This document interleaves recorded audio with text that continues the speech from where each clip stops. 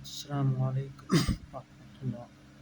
الحمد لله رب العالمين والصلاة والسلام على أشرف المرسلين وعلى آله وصحبه وسلم. റമളാൻ ഉമ്മത്തി വിശുദ്ധ റമളാൻ എൻ്റെ ഉമ്മത്തിൻ്റെ മാസമെന്നാണ് സയ്യിദുനാ റസൂൽ കരീം സല്ലല്ലാഹു അലൈഹി വസല്ലം തങ്ങൾ പറഞ്ഞു.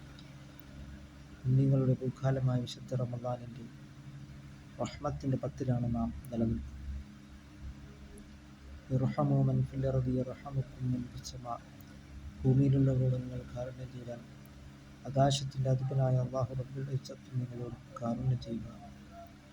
നാം നമ്മുടെ സമ്പത്ത് കൊണ്ടും ആരോഗ്യം കൊണ്ടും നാം നമ്മുടെ വാക്കുകൊണ്ട് പോലും നാം മറ്റുള്ളവരെ കാരുണ്യം കാണിക്കും. അങ്ങനെ നല്ല നോമ്പുകാരായിട്ട് നാം തീരുക. സയ്യിദുനാ റസൂൽ കരീം സല്ലല്ലാഹു അലൈഹി വസല്ലം തങ്ങൾ പറയുകയുണ്ടായി, ചില ആൾക്കാരുടെ നോമ്പ് കൊണ്ട് യാതൊരു ഫലവുമില്ല. വെറും വിശപ്പും ദാഹവും സഹിച്ചു എന്നതുകൊണ്ട് ആ നോമ്പ് കൊണ്ട് യാതൊരു ഫലവുമില്ല എന്ന്.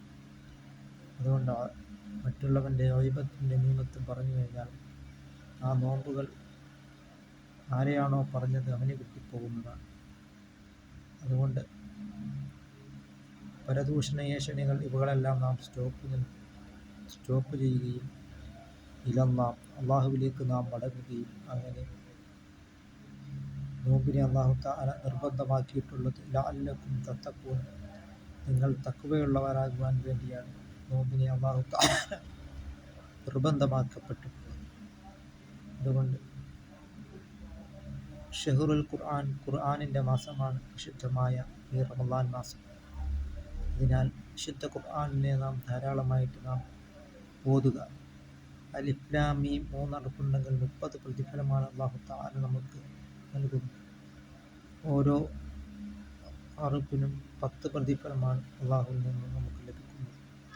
വിശുദ്ധ റമളാനിൽ നാം സുന്നത്തുകൾ ഫർദിൻ്റെ സ്ഥാനത്തിൽ ലഭിക്കുകയും അങ്ങനെ ധാരാളം പുണ്യങ്ങൾ കരസ്ഥമാക്കുവാൻ നമുക്ക് കഴിയുമെന്ന് നാം മനസ്സിലാക്കുമെന്ന് നാം അള്ളാഹുവിൻ്റെ പ്രീതിയിലായിട്ട് നാം ജീവിക്കുവാൻ നാം ശ്രമിക്കുക. അല്ലാഹു തആല നമ്മുടെ എല്ലാ സൽക്കർമ്മങ്ങളും അല്ലാഹു തആല കബൂലാക്കുകയും ചെയ്യുമാറാകട്ടെ.